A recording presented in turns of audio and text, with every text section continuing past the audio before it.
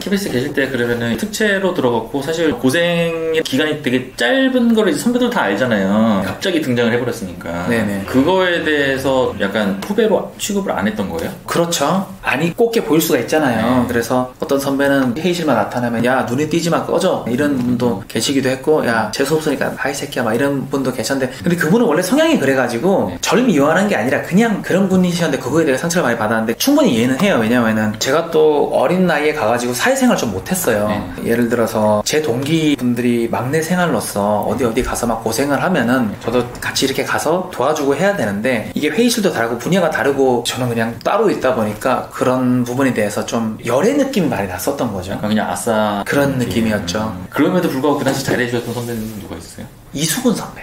이수근 선배는 항상 회의실이나 이런 데 보면은 따뜻하게 철규야 힘들지만 하라고 네가 못하는 게 아니라 안 해서 못하게 되는 걸 수도 있다. 힘들지만 계속 도전하고 무슨 말인지 알았지 철규야? 이렇게 해 하면서 항상 그렇게 좀 따뜻하게 그래서 저는 이수근 선배님 잘 되는 모습을 보면서 왜 이분이 이렇게 잘 될 수밖에 없는지가 저는 그때 느껴지더라고요. 그 동기 중에서 어벙이 또 많이 챙겨줬어요. 그렇게 이제 점점 아웃사이더 아닌 뭐 아웃사이더가 돼가면서 점점 멀어진 거네요. 이 코미디계에서. 그렇죠. 그렇게 되다 보니까 방황하고 우울증이 심하게 오고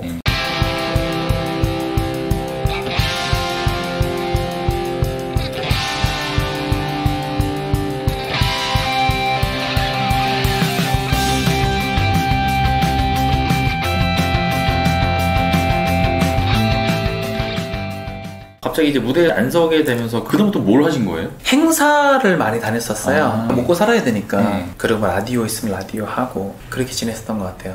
행사를 해서 돈을 뭐 굶어 죽지 않을 정도는 되겠지만 제가 그리던 삶이 아니었던 거죠. 어떻게 보면 내가 좀 하루살이처럼 느껴질 수도 있었겠네요. 그랬었죠. 그러다 보니까 자격지심도 되게 심해지고 그때 우울증이 어느 정도로 왔었던 거예요? 제가 그때 정신과 치료도 한 4년을 받았었는데 4년이나요? 네, 그때 당시 이제 한참 문제가 됐었던 졸피뎀 그때 당시 처방을 자유롭게 됐었거든요. 그래서 잠도 못 자고 너무 마음이 힘들고 그래가지고 졸피뎀을 제가 항상 하나로 부족해서 막 두 알 먹고 그렇게 좀 지냈었던 것 같아요. 근데 다 잊고 좀 자고 일어나고 싶어가지고 졸피뎀을 한 3알이나 4알을 먹었던 걸로 기억을 하는데 눈 떠보니까 제가 부산에 KTX 타고 가고 있는 거예요. 네, KTX를 타고 있다고요? 예, 잤다고 생각했는데 정신을 차려보니까 내가 왜 여기 있지? 꿈인 줄 알았는데 이게 현실인 거예요.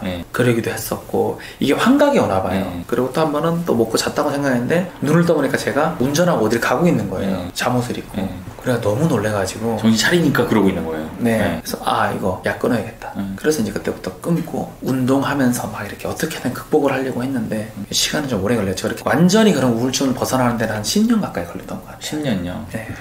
제가 어떻게든 살아보려고 제 꿈이 개그맨이었잖아요. 그렇게 어렸을 때부터 되고 싶었던 개그맨이 되고 나서 난 지금 아무것도 안 하고 있고 심지어 내가 이 소질이 있는지도 모르겠고 이런 점점 더 딜레마에 빠지고 제가 너무 힘들었던 거는 대학로에 매일 가가지고 공연하면서 새로운 거를 그때 당시 최효정 씨하고 이렇게 해서 짜서 올려보고 이것도 올려보고 저것도 올려봤는데 너무 쎄한 거예요. 그때 당시 제가 담배도 필식인데 끝나고 극장 뒤에서 담배도 피면서 이렇게 왜 이렇게 안 되나 하고 있는데 누가 댓글로 어떤 분이 그 모습을 봤나 봐요. 블랑카씨 새로운 거 도전해보려고 하는데 뭔가 잘 안 풀리는지 끝나고 공연장 뒤에서 담배 피면서 고개를 절레절레 흔드는 모습을 봤는데 너무 안 돼 보이더라. 힘내시고 꼭 잘 재기하셨으면 좋겠다라고 글 적었는데 되게 가슴이 막 아프더라고요.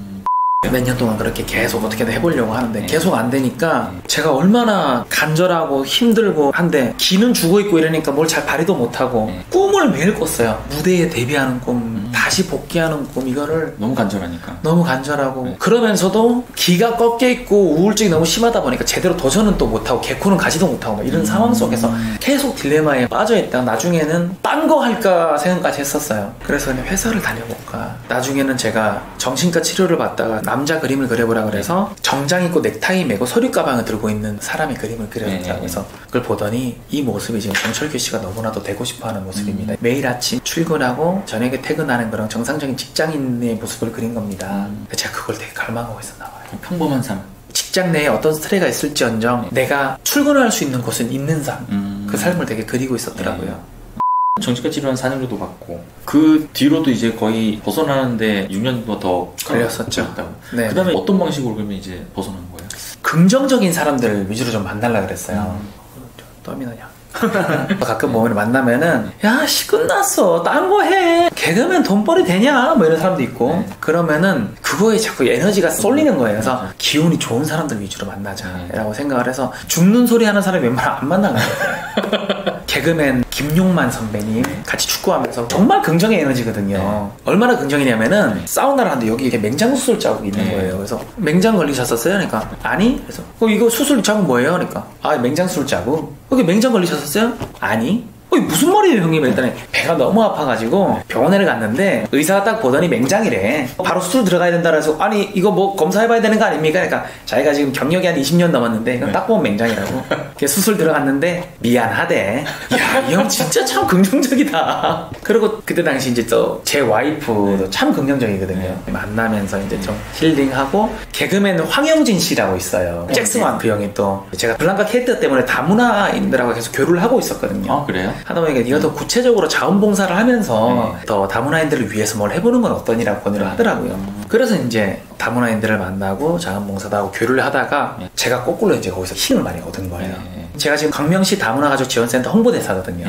거기서 이제 다문화 전국 어린이 댄스 대회가 있는데 같이 한번 아이들을 데리고 나가보는 건 어떻겠습니까? 라고 하는데 저는 춤을 정말 못 춰요. 그래도 블랑카 쌤이 무대 경험이 많으니까 아이들하고 이제 무대에 서는 방법이라든지 이런 것만 얘기해줘도 훨씬 도움이 될 것 같다라고 해서 시작해가지고 열심히 매일 연습하고 그렇게 지냈었어요. 그리고 2달 뒤에 이제 전국 어린이 댄스 대회를 같이 나갔는데 감사하게도 우승을 하게 된 거예요. 그 청방지충의 애들 중에서 몇 명이 울더라고요. 근데 저도 그때 막 눈물이 약간 걸성거리면서 야 내가 어디 가면은 전 참 제 인생이 잉여 인생이고 정말 쓰잘데기 없는 내가 죽어도 별 상관이 없는 인생이라고 생각했거든요. 근데 그 친구들이 저의 어떤 소중함을 일깨워주기도 했고 굉장히 힘든 와중에도 어쨌든 내가 뭔가 도움을 줄 수 있는 것을 찾다 보니까 그걸로 인해서 좀 벗어나신 케이스네요. 그렇죠. 그렇게 되면서 저도 이제 더더욱더 힘을 얻고 내가 힘들다고 해서 그냥 계속 가라앉기만 하면은 방법이 사실 없는 거일 수도 있잖아요. 이게 우울증이라는 게 이게 본인도 힘들지만 사실 주변 사람도 되게 힘들게 하는 병이잖아요. 그렇죠. 그래서 저는 그게 제일 걱정이었어요. 내가 힘드니까 사람이 점점 떠날까봐.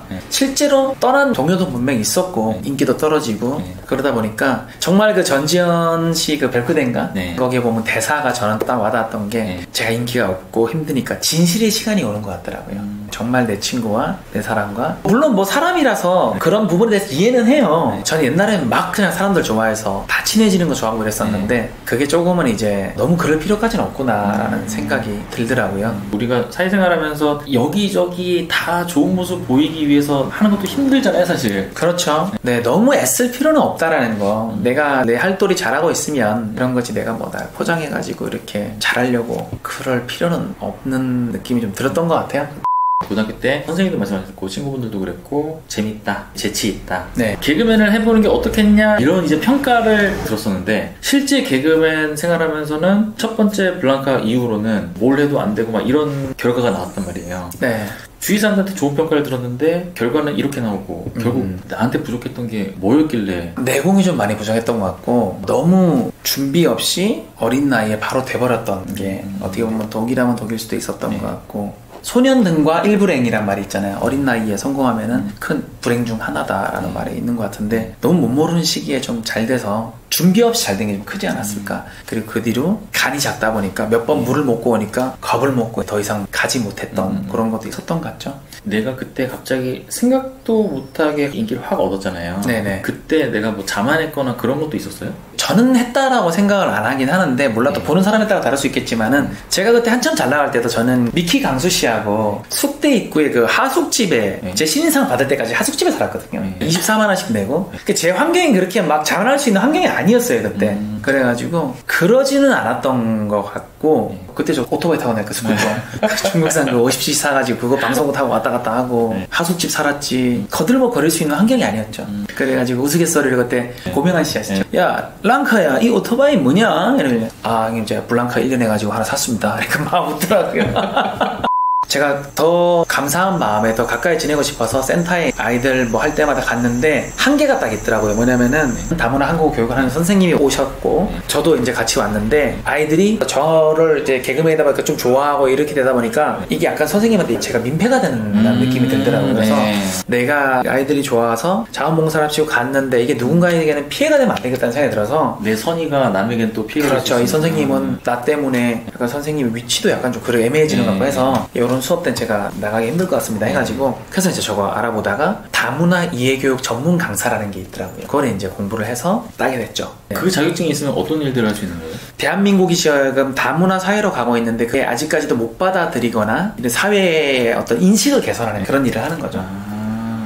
실제로 그쪽 활동을 하시면서 다문화 가정들도 많이 접하셨을 거 아니에요? 네네. 느낌은 어때요? 참 이 한국에서 적응하고 사는 게 쉽지는 않구나. 세상이 많이 좋아졌어요. 그리고 의외로 또 이게 다문화 차별 그러지만 그래도 아직 다수의 사람들은 참 따뜻한 마음을 가지고 있어요. 대부분 좋은 사람들이 많지만 그래도 상처를 받는 경우도 많이 보는데 뭐 대표적으로 보면은 중국 분들 중에서 정말 이렇게 대화하면 자기가 어디 출신이라고 말하기 전까지는 티가 정말 안 나는 분들이 계시거든요. 말투도 완전 완벽해요. 한 번은 제가 여기 다문화 가족분하고 얘기를 하다가 그 얘기를 하시는 거예요. 한국 사람들하고 한 5년 정도 교류를 끊은 적이 있다. 후배형들이었는데 이렇게 잘 얘기하고 아 그러셨어요 하다가 명절날 어디 다녀오셨어요? 라고 했는데 아 저는 요번에 멀어가지고 못 갔다 왔어요. 어딘데 멀어요? 내가 중국이 고향이라서 중국 사람이야? 그랬어?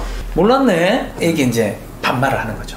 그래서 그냥 그렇게 갑자기 돌변해서 네. 네. 물론 안 그러신 분도 계시겠죠. 의외로 근데 다문화 가족분들하고 소통하다 보면은 외국 사람이라서 너무 당연하게 반말하신 분들이 많대요. 그러려니 하신 분도 계신데 그거에 기분 나빠하시는 분도 계시고 하여튼 뭐 다양한 케이스들이 많죠. 참 이게 그런 것 같더라고요. 왜 운동을 하면은 몸이 건강해지고 자원봉사는 마음이 건강해진다고 하는데 진짜 저는 그 말을 몸소 체험했어요. 이렇게 하다 보니까 제 우울감이 좀 많이 없어지고 좋더라고요. 이게 행복하고 이런 느낌인 것 같아요. 어딘가에서 저를 반겨주잖아요. 내가 잘할 수 있는 게 있구나라는 느낌이 들었다고 해야 되나? 그러면서 되게 좋아진 것 같아요.